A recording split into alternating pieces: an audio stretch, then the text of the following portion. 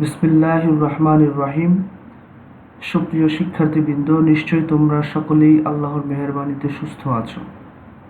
তোমাদের সকলকে আজকের অনলাইন ক্লাসে স্বাগতম। আজকে আমরা অর্থনীতির দ্বিতীয় পত্রের একটি নতুন অধ্যায় আলোচনা করব। সে অধ্যায়টির নাম হচ্ছে মুদ্রাস্ফীতি, ইংরেজিতে বলা হয় ইনফ্লেশন। সুপ্রিয় শিক্ষার্থীবৃন্দ, তোমরা সকলেই জানো অর্থনীতির প্রধান দুটো শাখা রয়েছে।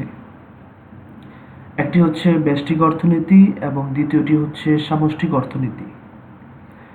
সামষ্টিক অর্থনীতির অত্যন্ত গুরুত্বপূর্ণ একটি টপিক হচ্ছে এই মুদ্রাস্ফীতি। তো এই মুদ্রাস্ফীতি অধ্যায়টিকে আমরা যদি সামারাইজ করি, তাহলে এই অধ্যায় থেকে আমরা যে সকল বিষয় আলোচনা করব সেই আলোচ্য বিষয়গুলো হচ্ছে মুদ্রাস্ফীতি কি, মুদ্রা সংকোচন কি, মুদ্রাস্ফীতির প্রকারভেদ, মুদ্রাস্ফীতি পরিমাপ পদ্ধতি, মুদ্রাস্ফীতির কারণ, বাংলাদেশে মুদ্রাস্ফীতির কারণ এবং সর্বোপরি বাংলাদেশে মুদ্রাস্ফীতির প্রভাব ও এর প্রতিকার। প্রিয় শিক্ষার্থীবৃন্দ, এই ভিডিওটি সম্পূর্ণ ভালোভাবে বোঝার জন্য ভিডিওটি দেখার সাথে তোমরা তোমাদের যে পাঠ্য বইটি আছে সেখান থেকে সাহায্য নেবে, তাহলে তোমাদের এই সম্পূর্ণ আলোচনাটি অত্যন্ত ভালোভাবে বোঝা সম্ভব হবে। তাহলে আজকে আমরা আমাদের এই অধ্যায়টি মুদ্রাস্ফীতি কাকে বলে সে সংজ্ঞা দিয়ে শুরু করছি। সাধারণত মুদ্রাস্ফীতি বলতে উৎপাদন বৃদ্ধি না পেয়ে অর্থের যোগান বৃদ্ধিকে বোঝায়। যদি দ্রব্য সামগ্রীর যোগান বৃদ্ধি না পেয়ে অর্থের যোগান বৃদ্ধি পায়, তবে মুদ্রা বা অর্থের ক্রয় ক্ষমতা হ্রাস পায় এবং দ্রব্যমূল্য বৃদ্ধি পায়। এই প্রক্রিয়াটি যদি ধারাবাহিকভাবে চলতে থাকে, সে অবস্থাকে অর্থনীতিতে মুদ্রাস্ফীতি বলে। মুদ্রাস্ফীতিকে বিভিন্ন অর্থনীতিবিদগণ বিভিন্ন দৃষ্টিকোণ থেকে সংজ্ঞায়িত করেছেন। তাদের মধ্যে অর্থনীতিবিদ ক্রাউথারের মতে মুদ্রাস্ফীতি এরূপ একটি পরিস্থিতি যখন অর্থের মূল্য ক্রমাগত হ্রাস পায়, অর্থাৎ দ্রব্যের দাম ক্রমেই বৃদ্ধি পায়। প্রিয় শিক্ষার্থীবৃন্দ, তোমরা এখানে দেখতে পাচ্ছ একটি কথা বলা আছে যে অর্থের মূল্য ক্রমাগত হ্রাস পায়। এখানে অর্থের মূল্য বলতে একটি নির্দিষ্ট পরিমাণ অর্থ দ্বারা কি পরিমাণ দ্রব্য সামগ্রী ক্রয় করা যায় বা ওই অর্থের যে ক্রয় ক্ষমতা সেটাকে বোঝানো হয়েছে। যেমন যদি আপেলের মূল্য 1 কেজি 100 টাকা হয় এবং সেই আপেলের মূল্য যদি কোনো কারণে বৃদ্ধি পেয়ে 120 টাকা হয়, তাহলে পূর্বে আমি 100 টাকা দিয়ে 1 কেজি আপেল ক্রয় করতে পারতাম, অর্থাৎ আমার 100 টাকার ক্রয় ক্ষমতা ছিল 1 কেজি আপেলের সমপরিমাণ। এখন আপেলের মূল্য বৃদ্ধির ফলে 100 টাকা থেকে বেড়ে 120 টাকা হয়েছে। এখন আমি যদি পূর্বের 100 টাকা এখন দোকানদারকে প্রদান করি, তাহলে দোকানদার আমাকে 100 টাকার বিনিময়ে পূর্বের চেয়ে কম, অর্থাৎ 800 গ্রাম বা এর চেয়ে সামান্য পরিমাণ বেশি আমাকে আপেল প্রদান করবে। এক্ষেত্রে দ্রব্যের দাম বৃদ্ধির দ্বারা আমার পূর্বের যেই 100 টাকার ক্রয় ক্ষমতা ছিল সেটা হ্রাস পেয়েছে। অর্থনীতিবিদ ক্রাউথার এটাকে মুদ্রাস্ফীতি হিসেবে সংজ্ঞায়িত করেছেন। অধ্যাপক কুলবর্নের মতে মুদ্রাস্ফীতি হলো এরূপ একটি পরিস্থিতি যেখানে অধিক পরিমাণ অর্থ স্বল্প পরিমাণ দ্রব্য সামগ্রীর পশ্চাতে ধাবিত হয়। সুতরাং আমরা বলতে পারি সাধারণত দাম স্তরের ক্রমবৃদ্ধির প্রবণতাই হলো মুদ্রাস্ফীতি, অর্থাৎ যখন কোনো দ্রব্যের দাম ক্রমান্বয়ে বৃদ্ধি পেতে থাকে তখন সেই অবস্থাটাকেই অর্থনীতিতে মুদ্রাস্ফীতি বলা হয়। এখন আমরা দেখব আমরা অর্থনীতিতে কিভাবে মুদ্রাস্ফীতিটা নির্ণয় করতে পারি বা কিভাবে মুদ্রাস্ফীতি পরিমাপ করা হয়। শিক্ষার্থীবৃন্দ, মুদ্রাস্ফীতি পরিমাপ করার জন্য দুটো সময়ের দাম স্তর বিবেচনা করতে হয়। একটি হচ্ছে পূর্বেকার সময়ের দাম স্তর এবং দ্বিতীয়টি হচ্ছে বর্তমান সময়ের দাম স্তর। অর্থাৎ মুদ্রাস্ফীতি পরিমাপ করার জন্য পূর্বের দাম স্তরের তুলনায় বর্তমানের দাম স্তর কি পরিমাণ বৃদ্ধি পেয়েছে সেই হিসেব করে মুদ্রাস্ফীতি পরিমাপ করা হয়। সেজন্য মুদ্রাস্ফীতি পরিমাপ করার জন্য একটি সহজ সূত্র হচ্ছে PT-1 divided by PT-1 into 100। আমরা জানি যে কোনো হার বের করার জন্য সেটাকে শতকরা হিসেবে প্রকাশ করা হয়।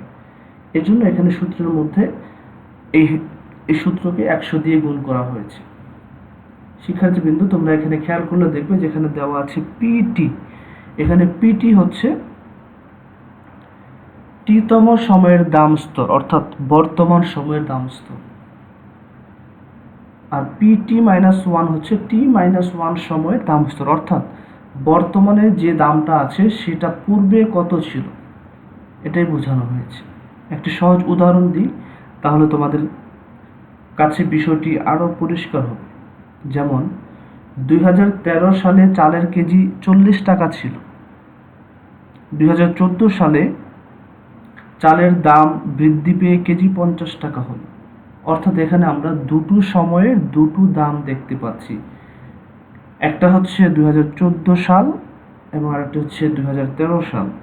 এখানে 2014 সাল হচ্ছে বর্তমান সময়, অর্থাৎ 80তম সময়, এবং 2013 সাল হচ্ছে পূর্বের সময় বা PT-1তম সময়। এখন খুব স্বাভাবিকভাবে এবং খুব সহজেই আমরা এই দুই সময় ব্যবধানের যে দাম স্তরের পরিবর্তন সেটাকে আমরা এই সূত্রে প্রয়োগ করে আমরা সহজেই মুদ্রাস্ফীতির হার নির্ণয় করতে পারব। যেমন তাহলে 2014 সালের চালের মুদ্রাস্ফীতির হার হবে 50 হচ্ছে টি-তম সময়ের দাম স্তর, অর্থাৎ বর্তমান সময় 2014 সালের দাম হচ্ছে 50 টাকা, এবং এই 2014 সালের যে 50 টাকা চালের কেজি সেটা 2013 সালে ছিল 40 টাকা। সেটাকে আমি ভিত্তি হিসেবে ধরে 100 দিয়ে গুণ করলে এটাকে সমাধান করলে আসবে 25%। এটাকে আমি যদি ব্যাখ্যা করে বলি তাহলে সেটা হবে যে 2013 সালের তুলনায় 2014 সালে চালের মুদ্রাস্ফীতির হার হচ্ছে 25%, অর্থাৎ 2014 সালে চালের দাম শতকরা 25% বৃদ্ধি পেয়েছে। এভাবে খুব সহজেই যে কোনো দ্রব্যের মুদ্রাস্ফীতির পরিমাণ নির্ণয় করা সম্ভব। এখন আমরা দেখব মুদ্রা সংকোচন। মুদ্রা সংকোচন হলো মুদ্রাস্ফীতির সম্পূর্ণ বিপরীত ধারণা, যেখানে মুদ্রাস্ফীতির মধ্যে দ্রব্যমূল্য বৃদ্ধি পায় আর মুদ্রা সংকোচনে দ্রব্যমূল্য হ্রাস পায়। তাহলে আমরা এটাকে এভাবে বলতে পারি, যখন দেশের দ্রব্য সামগ্রীর যোগান অপেক্ষা অর্থের যোগান কম হয়, ফলে দাম স্তর ক্রমাগত হ্রাস পেতে থাকে, তাকে মুদ্রা সংকোচন বলে। অর্থনীতিবিদ স্যামুয়েলসনের মতে মুদ্রা সংকোচন বলতে এমন একটি অবস্থা বোঝায় যখন অধিকাংশ দ্রব্য সামগ্রীর মূল্য এবং উৎপাদন ব্যয় হ্রাস পেতে থাকে। সংক্ষেপে বলা যায়, যখন কোনো দেশের দ্রব্যের যোগান অপেক্ষা মুদ্রার যোগান কম হয় এবং মূল্য স্তরের ক্রমাবনতি ঘটে, তখন তাকে মুদ্রা সংকোচন বলে। প্রিয় শিক্ষার্থীবৃন্দ, তোমাদের পাঠ্য বইয়ে মুদ্রাস্ফীতি এবং মুদ্রা সংকোচনের মধ্যে কিন্তু কিছু পার্থক্য দেওয়া আছে সূচি আকারে। তোমরা সেটা তোমাদের পাঠ্য বই থেকে মুদ্রাস্ফীতি এবং মুদ্রা সংকোচনের পার্থক্যগুলো শিখে নেবে। এখন আমরা আলোচনা করব মুদ্রাস্ফীতির প্রকারভেদ নিয়ে। মুদ্রাস্ফীতির প্রকারভেদকে প্রধানত 7টি প্রকারে বিভক্ত করা যায়, এবং এই প্রত্যেকটা প্রকারভেদের মধ্যে আবার বিভিন্ন সাব ডিভিশন আছে।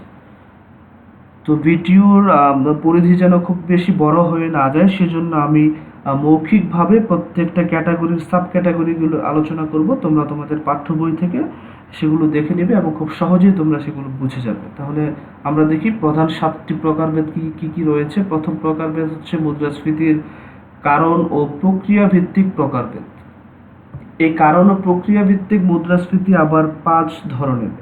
প্রথম হচ্ছে অতিরিক্ত মুদ্রাস্ফীতি, দ্বিতীয় হচ্ছে ঘাটতি মুদ্রাস্ফীতি, তৃতীয় হচ্ছে প্রসারিত মুদ্রাস্ফীতি, চতুর্থ হচ্ছে চাহিদাজনিত মুদ্রাস্ফীতি, পঞ্চম হচ্ছে ব্যয় বৃদ্ধিজনিত মুদ্রাস্ফীতি। মুদ্রাস্ফীতির দ্বিতীয় প্রকারভেদ হচ্ছে সময় ভিত্তিক মুদ্রাস্ফীতি। এই সময় ভিত্তিক মুদ্রাস্ফীতি আবার 3 ধরনের। প্রথম হচ্ছে শান্তিকালীন মুদ্রাস্ফীতি, দ্বিতীয় হচ্ছে যুদ্ধকালীন মুদ্রাস্ফীতি, তৃতীয় হচ্ছে যুদ্ধ পরবর্তী মুদ্রাস্ফীতি। এর পরবর্তীতে আসছে আওতাভিত্তিক মুদ্রাস্ফীতি। আওতাভিত্তিক মুদ্রাস্ফীতি আবার দুই ধরনের, একটা হচ্ছে জাতীয় মুদ্রাস্ফীতি এবং অপরটি হচ্ছে আন্তর্জাতিক মুদ্রাস্ফীতি। এরপর হচ্ছে নিয়ন্ত্রণ ভিত্তিক মুদ্রাস্ফীতি। নিয়ন্ত্রণ ভিত্তিক মুদ্রাস্ফীতিও দু ধরনের, প্রথমটি হচ্ছে অবাধ মুদ্রাস্ফীতি, দ্বিতীয়টি হচ্ছে অবদমিত মুদ্রাস্ফীতি। মুদ্রাস্ফীতির পঞ্চম প্রকারভেদ হচ্ছে নিয়োগ ভিত্তিক মুদ্রাস্ফীতি। এই নিয়োগ ভিত্তিক মুদ্রাস্ফীতি দু ধরনের, এক হচ্ছে প্রকৃত মুদ্রাস্ফীতি, দ্বিতীয় হচ্ছে বাধাজনিত মুদ্রাস্ফীতি। ষষ্ঠ প্রকার মুদ্রাস্ফীতি হচ্ছে গতিভিত্তিক মুদ্রাস্ফীতি। গতিভিত্তিক মুদ্রাস্ফীতিকে আবার চার ভাগে ভাগ করা যায়। এক হচ্ছে ক্রিপিং মুদ্রাস্ফীতি, দুই হচ্ছে ওয়াকিং মুদ্রাস্ফীতি, তিন হচ্ছে রানিং মুদ্রাস্ফীতি, চার হচ্ছে গ্যালোপিং বা হাইপার মুদ্রাস্ফীতি। সর্বশেষ যে মুদ্রাস্ফীতি আছে সেটা হচ্ছে প্রত্যাশা ভিত্তিক মুদ্রাস্ফীতি। প্রত্যাশা ভিত্তিক মুদ্রাস্ফীতিও দু ধরনের, একটা হচ্ছে প্রত্যাশিত মুদ্রাস্ফীতি, দ্বিতীয়টি হচ্ছে অপ্রত্যাশিত মুদ্রাস্ফীতি। প্রিয় শিক্ষার্থীবৃন্দ, তোমাদের পাঠ্য বইয়েও এই ধরনের একটা সূচি দেওয়া আছে মুদ্রাস্ফীতির প্রকারভেদ সম্পর্কে। সেখানে এই সমস্ত প্রধান 7টি প্রকারভেদ ছাড়াও প্রত্যেকটা প্রকারভেদের সাব প্রকারভেদ তোমাদের পাঠ্য বইয়ে দেওয়া আছে। তোমরা সেখান থেকে প্রত্যেকটা প্রকারভেদ বিস্তারিত দেখে নিবে। তো এই সমস্ত প্রকারভেদের মধ্যে অর্থনীতিতে সবচেয়ে গুরুত্বপূর্ণ দুটি অর্থনীতির প্রকারভেদ নিয়ে আলোচনা করা হয়। সেটার মধ্যে সর্বপ্রথম হচ্ছে চাহিদাজনিত মুদ্রাস্ফীতি এবং দ্বিতীয়টি হচ্ছে ব্যয় বৃদ্ধিজনিত মুদ্রাস্ফীতি। এই দুই প্রকার মুদ্রাস্ফীতি থেকে প্রতি বছরই তোমাদের পরীক্ষার মধ্যে বিভিন্ন ধরনের প্রশ্ন দেওয়া থাকে এবং তোমাদেরকে সেগুলোর উত্তর করতে হয়। এই চাহিদাজনিত মুদ্রাস্ফীতি এবং ব্যয়জনিত মুদ্রাস্ফীতি থেকে তোমাদের সৃজনশীল প্রশ্ন থাকে। তো আমরা এখন এই দুই প্রকার মুদ্রাস্ফীতি সম্পর্কে বিস্তারিত আলোচনা করব। এই চাহিদাজনিত মুদ্রাস্ফীতি এবং ব্যয়জনিত মুদ্রাস্ফীতি থেকে তোমাদের চিত্র থাকে এবং এই চিত্রের উদ্দীপক অনুসারে তোমাদেরকে বিভিন্ন সৃজনশীল প্রশ্নের উত্তর করতে হয়। তো এখন আমরা এই চাহিদা বৃদ্ধিজনিত মুদ্রাস্ফীতি সম্পর্কে দেখব। শিক্ষার্থীবৃন্দ, তোমরা যে চিত্রটি দেখতে পাচ্ছ, এই চিত্রের ভূমি অক্ষে হচ্ছে পরিমাণ এবং লম্ব অক্ষে দাম নির্দেশিত। D1 হচ্ছে চাহিদা রেখা এবং Q0S হচ্ছে যোগান রেখা। তো আমরা জানি যে যেখানে দ্রব্যের যোগান এবং দ্রব্যের চাহিদা পরস্পর মিলিত হয় সেখানে আমরা ভারসাম্য অবস্থা পাই। এখানে এ বিন্দু হচ্ছে এখানকার ভারসাম্য বিন্দু এবং দাম P1 হচ্ছে OP1 হচ্ছে ভারসাম্য দাম। এখন অর্থনীতিতে কোনো কারণে যোগান স্থির বা যোগান অপরিবর্তিত অবস্থায় যদি চাহিদার পরিমাণ বৃদ্ধি পায় তখন অর্থনীতিতে মুদ্রাস্ফীতি দেখা দেয় এবং সেই মুদ্রাস্ফীতিটাকে বলা হয় চাহিদা বৃদ্ধিজনিত মুদ্রাস্ফীতি। একটা অর্থনীতিতে যে কোনো বিভিন্ন কারণে চাহিদা বৃদ্ধি পেতে পারে। শিক্ষার্থীবৃন্দ, তোমরা সকলেই জানো যে যখন চাহিদার পরিমাণ বেড়ে যায় চাহিদা রেখাটা ডানে শিফট করে বা ডানে স্থানান্তরিত হয়। তো এখানে অর্থনীতিতে যদি চাহিদার পরিমাণটা বেড়ে যায় তখন চাহিদা রেখাটা ডানে পরিবর্তন হয়ে D1 থেকে D2 হবে এবং নতুন ভারসাম্য বিন্দু হবে P বিন্দু। এই ভারসাম্য বিন্দুতে আমরা যে ভারসাম্য দাম পাবো সেটা হবে P2। অর্থাৎ এখানে চাহিদা বৃদ্ধির কারণে অর্থনীতিতে দাম বৃদ্ধি পেয়েছে। তো আমরা মুদ্রাস্ফীতির সংজ্ঞা শিখেছি যে যদি কোনো দাম স্তরের পরিমাণ ক্রমাগত বৃদ্ধি পায় তখন সেই অবস্থাটাকে বলা হয় মুদ্রাস্ফীতি। তো এখন চাহিদা D1 থেকে বৃদ্ধি পেয়ে D2 হওয়াতে আমার দাম স্তর P1 থেকে বৃদ্ধি পেয়ে P2 হয়েছে। অর্থনীতিতে এই যে মুদ্রাস্ফীতিটা হয়েছে এই মুদ্রাস্ফীতিটাকে বলা হয় চাহিদা বৃদ্ধিজনিত মুদ্রাস্ফীতি। তো এটাকে যদি আমরা ব্যাখ্যা করি, সেখানে চাহিদা রেখা D1 থেকে D2 হলে দাম স্তর বেড়ে P1 থেকে P2 হয়। সুতরাং এখানে চাহিদা বৃদ্ধিজনিত মুদ্রাস্ফীতি হবে P1 P2। শিক্ষার্থীবৃন্দ, আশা করছি তোমরা চিত্র এবং এটার যেই ফরমেশনটা তোমরা সকলেই ক্লিয়ারলি বুঝতে পেরেছ। এ পর্যায়ে আমরা দেখব ব্যয় বৃদ্ধিজনিত মুদ্রাস্ফীতি। শিক্ষার্থীবৃন্দ, অর্থনীতিতে বিভিন্ন কারণে ব্যয় বৃদ্ধি পেতে পারে, যেমন শ্রমিকের মজুরি বৃদ্ধি পাওয়া, ব্যবসায়ীর মুনাফার বৃদ্ধির প্রত্যাশা বেড়ে যাওয়া, আকস্মিক কোনো উপকরণের দাম বেড়ে যাওয়া। তো এই সমস্ত কারণে উৎপাদনের ব্যয় বৃদ্ধি পেতে পারে। তো যখন কোনো উৎপাদনের ব্যয় বেড়ে যায় তখন উৎপাদনকারী সেই অতিরিক্ত ব্যয়টাকে, ওই দ্রব্যের মূল্যটাকে বাড়িয়ে সেই অতিরিক্ত ব্যয়টাকে মেটানোর চেষ্টা করে। তো যখন একটা স্বাভাবিক অবস্থায় দ্রব্যের ব্যয় বেড়ে যায়, ব্যয় বৃদ্ধির ফলে যখন দাম বৃদ্ধি পায়, তো ভবিষ্যতে ক্ষতির আশঙ্কায় একটা নির্দিষ্ট সময় পর্যন্ত উৎপাদন করে তার যোগানটাকে নিয়ন্ত্রণ করে। আর ওই অবস্থায় ব্যয় বৃদ্ধির জনিত অবস্থায় উৎপাদনকারী যখন তার যোগানকে নিয়ন্ত্রণ করে, সে যোগানের পরিমাণ কমিয়ে দেয়। তো আমরা জানি যখন যোগানের পরিমাণ হ্রাস পায় বা কমে যায় তখন যোগান রেখা বামে স্থানান্তরিত হয়। শিক্ষার্থীবৃন্দ, এখানে চিত্রের মধ্যে পূর্বের চিত্রের মতো ভূমি অক্ষে বা কিউ অক্ষে পরিমাণ এবং লম্ব অক্ষ বা ওপি অক্ষে দাম নির্দেশিত। এখন DD1 হচ্ছে চাহিদা রেখা এবং S0 হচ্ছে যোগান রেখা। এখানে চাহিদা এবং যোগানের পারস্পরিক ছেদবিন্দু E0-তে প্রাথমিক ভারসাম্য অর্জিত হয়েছে। এখন পূর্বে যে কারণগুলো বলা হয়েছে, ওই সমস্ত কারণগুলোর মধ্যে যে কোনো কারণে যদি ব্যয় বেড়ে যায় তখন উৎপাদনকারী তার যোগানকে নিয়ন্ত্রণ করবে, অর্থাৎ সে অবস্থায় যোগান রেখা বামে স্থানান্তরিত হয়ে S1 হবে। তখন ভারসাম্য বিন্দু হবে E1 এবং ওই অবস্থায় দ্রব্যের দাম স্তর P0 থেকে বৃদ্ধি পেয়ে P1 হবে। এই অবস্থায় যোগান রেখা যখন S0 থেকে S1 এ হলে দাম স্তর বেড়ে P0 থেকে P1 হয়। এক্ষেত্রে যে মুদ্রাস্ফীতিটা হবে সেটা হবে ব্যয় বৃদ্ধিজনিত মুদ্রাস্ফীতি, যার পরিমাণ হবে P0 P1 পরিমাণ। শিক্ষার্থীবৃন্দ, তোমাদের এখানে যে দুটো জিনিস খেয়াল রাখতে হবে, চাহিদা বৃদ্ধিজনিত মুদ্রাস্ফীতি এবং ব্যয় বৃদ্ধিজনিত মুদ্রাস্ফীতি। চাহিদা বৃদ্ধিজনিত মুদ্রাস্ফীতির কারণে চাহিদা রেখা স্থানান্তরিত হয়, সেক্ষেত্রে চাহিদা রেখা ডানে স্থানান্তরিত হয়, এবং ব্যয় বৃদ্ধিজনিত মুদ্রাস্ফীতির সময় যোগান রেখা স্থানান্তরিত হবে এবং সেক্ষেত্রে যোগান রেখাটা বামে স্থানান্তরিত হবে।